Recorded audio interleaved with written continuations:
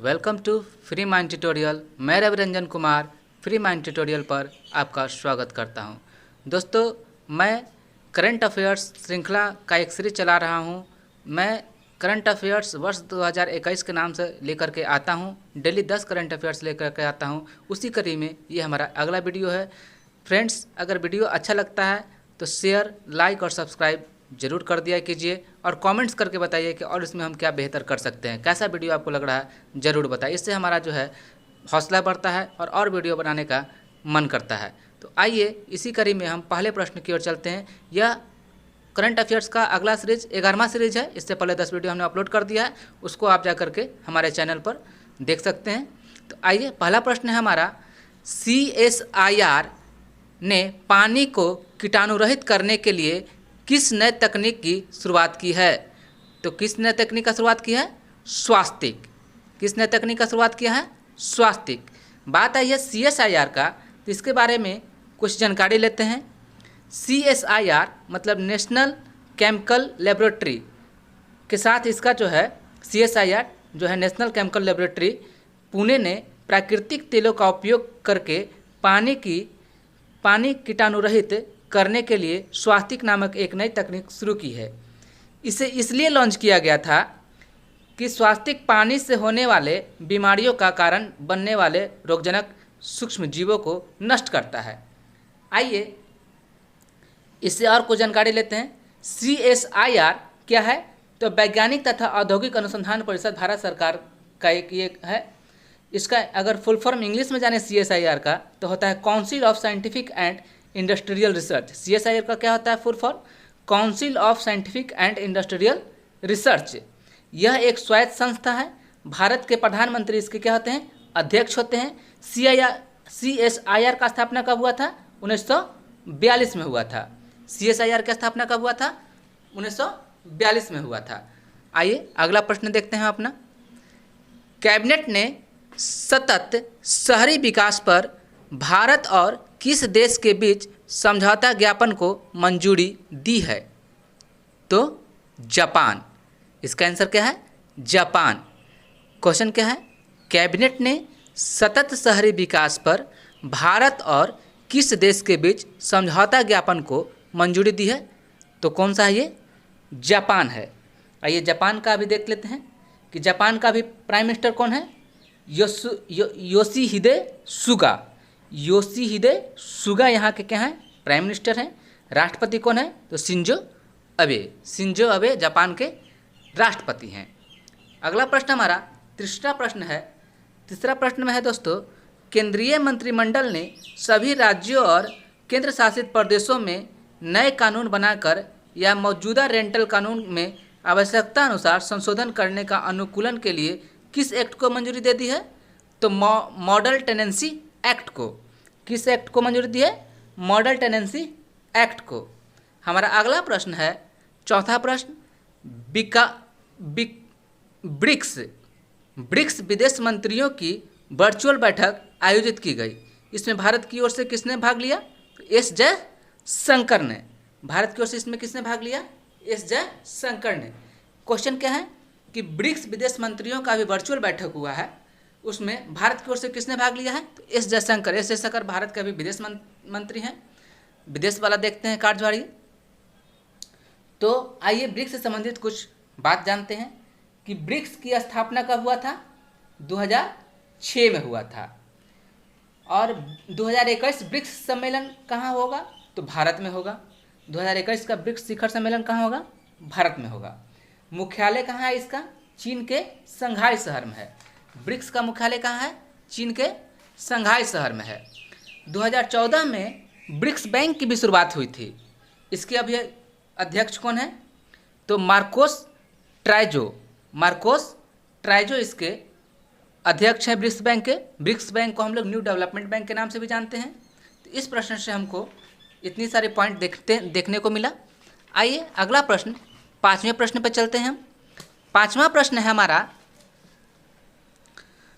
Assam rifles के महानिदेशक अभी कौन हैं? क्वेश्चन क्या है पाँचवा? असम राइफल के महानिदेशक अभी कौन हैं? तो असम राइफल के महानिदेशक अभी कौन है? तो लेफ्टिनेंट जनरल प्रदीप चंद्र नायर। असम राइफल्स के महानिदेशक कौन बने हैं अभी अभी? Lieutenant general Pradeep Chandran Nair. कौन बने हैं? Lieutenant general Pradeep Chandran Nair Assam rifles के महानिदेशक बने हैं। बात आई है दोस्तों असम का, तो आइए इससे संबंधित कुछ तथ्य को जानते हैं। सबसे पहले असम जो है वो भारत के किस दिशा में स्थित है? असम भारत के पूर्वोत्तर में है, पूर्व में है। असम को पूर्वोत्तर भारत का प्रहरी और पूर्वोत्तर राज्यों का प्रवेश द्वार कहते हैं। असम को क्या बोलते हैं दोस्तों? पूर्वोत्तर भारत का प्रहरी और पूर्वोत्तर राज्यों का प्रवेश द्वार कहते हैं। पूछेगा आपसे क्वेश्चन में, ये जीके में पूछता है कि पूर्वोत्तर भारत का प्रवेश द्वार किसको कहते हैं? तो असम को। या पूर्वोत्तर भारत का प्रहरी किसे कहते हैं? तो असम को कहते हैं। असम की राजधानी कहाँ है? दिसपुर है। राज्यपाल अभी असम का कौन है? जगदीश मुखी है। असम का मुख्यमंत्री कौन है अभी? तो हिमंत बिस्वा शर्मा है। असम राज्य से राज्यसभा के लिए कितने सीट है दोस्तों? तो 7 सीट है। कितना है? 7 सीट। असम राज्य से लोकसभा के लिए कितने सीट हैं? तो 14 सीट है, 14 सीट है यहाँ से।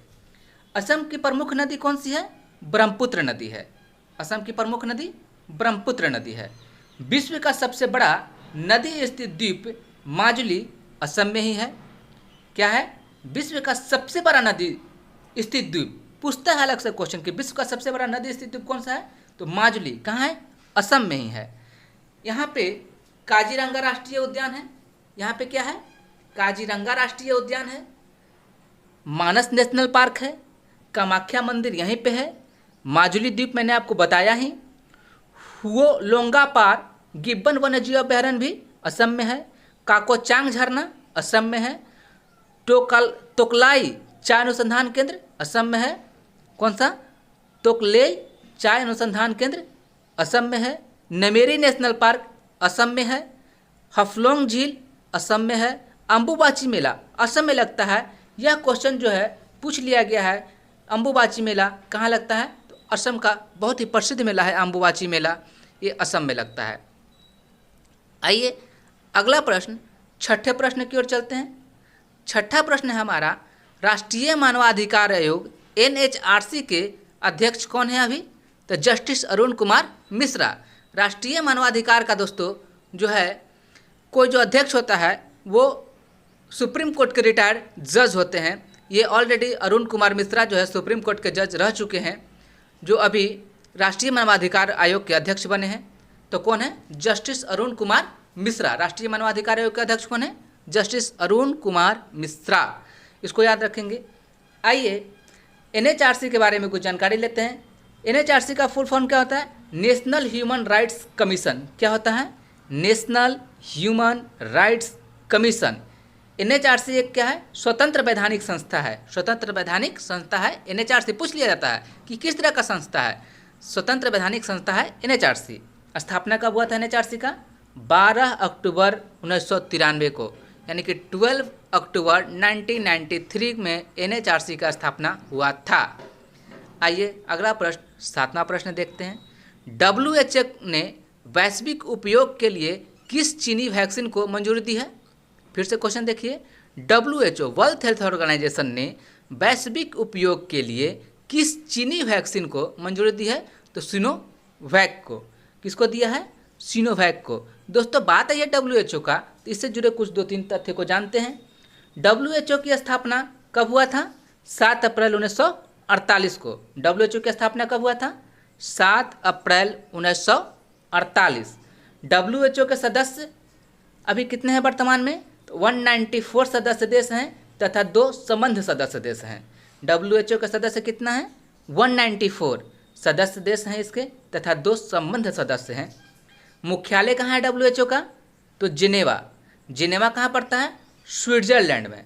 मुख्यालय कहाँ है? जिनेवा। किसका मुख्यालय? WHO का मुख्यालय कहाँ है? जिनेवा है। और जिनेवा कहाँ है? स्विट्जरलैंड में है। इसके महानिदेशक कौन है अभी? तो महानिदेशक अभी इसके हैं टेड्रोस एडहानोम। चूँकि विदेशी नाम है थोड़ा सा मुश्किल होता है उच्चारण में। कौन है?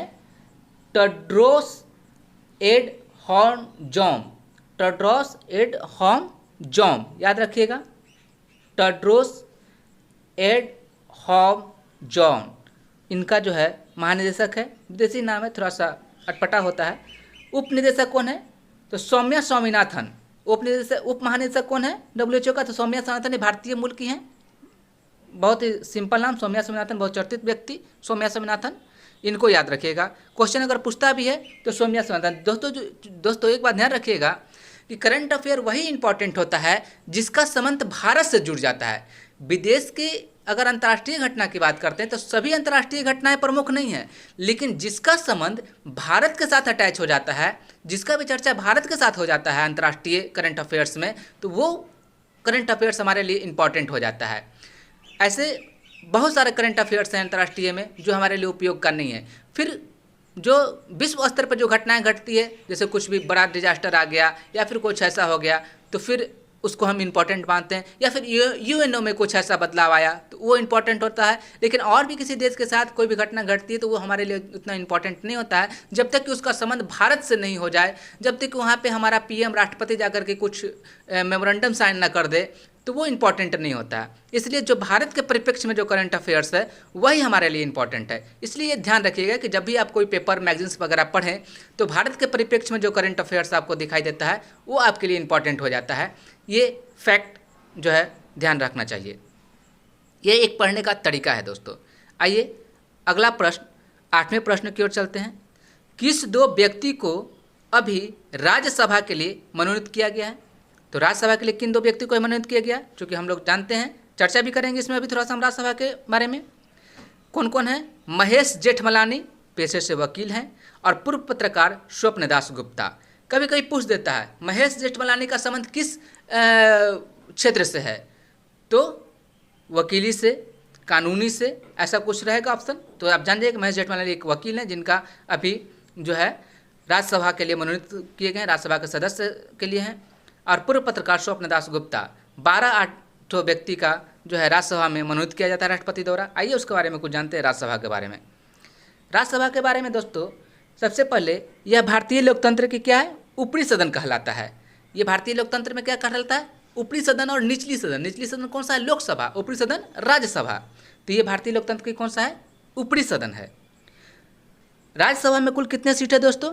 245 सीट है। कुल सीट की बात करें राज्यसभा में तो कुल 245 सीट है। चुन करके कितने राज्यसभा में जाते हैं? तो 233 जो है माननीय सदस्य राज्यसभा में चुन के जाते हैं, और 12 सदस्य मैंने आपको बताया कि राष्ट्रपति द्वारा मनोनीत किए जाते हैं। वो अलग अलग क्षेत्र से, कला के क्षेत्र से, संस्कृति के क्षेत्र से, या फिर खेल कूद के क्षेत्र से, औद्योगिक क्षेत्र से, सामाजिक कार्यकर्ता हो, मैंने जो भी कुछ बड़ा नेम फेम रिनाउंड आदमी है उसको हम लोग चुन लेते हैं और वहाँ पर राष्ट्रपति द्वारा डायरेक्ट मनोनीत कर दिया था और राज्यसभा के सदस्य हो जाते हैं। तो कौन हो गए अभी जो चुने गए हैं? महेश जेठमलानी, पूर्व पत्रकार स्वप्न दास गुप्ता, ये दोनों अभी राज्यसभा के लिए मनोनीत किए गए हैं। तो मैंने बताया आपको कि 245 कुल सीट होते हैं, चुन करके 233 व्यक्ति जाते हैं, मनोनीत 12 सदस्य राष्ट्रपति द्वारा होते हैं। सदन का नेता अभी कौन है? थावर चंद गहलोत है। पूछता है कि राज्यसभा के सदन का नेता अभी कौन है? तो थावर चंद गहलोत। विपक्ष का नेता कौन है? मल्लिकार्जुन खड़गे। इंपॉर्टेंट फैक्ट है दोस्तों, इसको आप ध्यान रखेंगे कि राज्यसभा के विपक्ष का नेता कौन है? मल्लिकार्जुन खड़गे, जिनका भी NTPC का एग्जाम बचा हुआ है, ग्रुप D का एग्जाम बचा हुआ है, उनके लिए बहुत ही फैक्ट जरूरी होता है। इसको आप एकदम जेहन में डाल लीजिए, एकदम याद होना चाहिए ये चीज़। सदन का नेता कौन है अभी? थावर चंद गहलोत। राज्यसभा की बात कर रहे हैं। विपक्ष का नेता कौन है अभी? तो मल्लिकार्जुन खड़गे, ये याद होना चाहिए। सभापति कौन है अभी राज्यसभा का? वेंकैया नायडू। वेंकैया नायडू अभी कहाँ है वर्तमान में? भारत के उपराष्ट्रपति हैं। जो भारत के उपराष्ट्रपति होते हैं वही राज्यसभा के क्या होते हैं? सभापति होते हैं। तो ये चीज़ एकदम ध्यान होना चाहिए। पूछ देता है कि राज्यसभा का भी पदेनाध्यक्ष कौन है? तो उपराष्ट्रपति जो होता है भारत का, वही उसका पदेनाध्यक्ष होता है। तो अभी उपसभापति कौन है? सभापति कौन है अभी? वेंकैया नायडू, जो भारत के उपराष्ट्रपति वर्तमान में। उपसभापति कौन है? तो हरिवंश नारायण सिंह। उपसभापति कौन है? हरिवंश नारायण सिंह। पहला सत्र कब चला था राज्यसभा का? तो 13 मई 1952 को पहला सत्र चला था। अच्छा, राज्यसभा में अभी 22 भाषाओं में बोलने का जो है वो अनुमति है। आप 22 भाषा में किसी भी भाषा को से आप वहाँ पे अपना अभिवादन कर सकते हैं, आप अपना भाषण कर सकते हैं, अपना आप बात रख सकते हैं। 22 भाषा को मंजूरी प्रदान है। राज्यसभा में। आइए अगला प्रश्न 9वें प्रश्न की ओर चलते हैं। 9वां प्रश्न है हमारा 9वां प्रश्न हमारा है कि केंद्रीय कृषि और किसान कल्याण मंत्री नरेंद्र सिंह तोमर ने बागवानी के समग्र विकास को सुनिश्चित करने के लिए किस कार्यक्रम वर्चुअली शुभारंभ किया है। क्वेश्चन एक बार फिर से सुनिए। केंद्रीय कृषि और किसान कल्याण मंत्री नरेंद्र सिंह तोमर ने बागवानी के समग्र विकास को सुनिश्चित करने के लिए किस कार्यक्रम को वर्चुअली शुभारंभ किया है। तो आंसर है इसका बागवानी क्लस्टर विकास कार्यक्रम CDP। बागवानी क्लस्टर विकास कार्यक्रम CDP का किसका किया है? बागवानी क्लस्टर विकास कार्यक्रम CDP का। आइए अगला क्वेश्चन 10वां क्वेश्चन के चलते हैं। एशिया बॉक्सिंग चैंपियनशिप में भारत के किस खिलाड़ी ने गोल्ड मेडल जीता है? तो संजीत कुमार। क्वेश्चन फिर से सुनिए। अभी एशिया बॉक्सिंग चैंपियनशिप चल रहा है, उसमें भारत के किस खिलाड़ी ने गोल्ड मेडल जीता है? तो संजीत कुमार ने। बहुत ही इंपॉर्टेंट है आगामी एग्जाम्स के लिए, ये खेल से संबंधित क्वेश्चन आता ही आता है, आप ध्यान में रखेंगे। आइए इससे संबंधित कुछ और देख लेते हैं।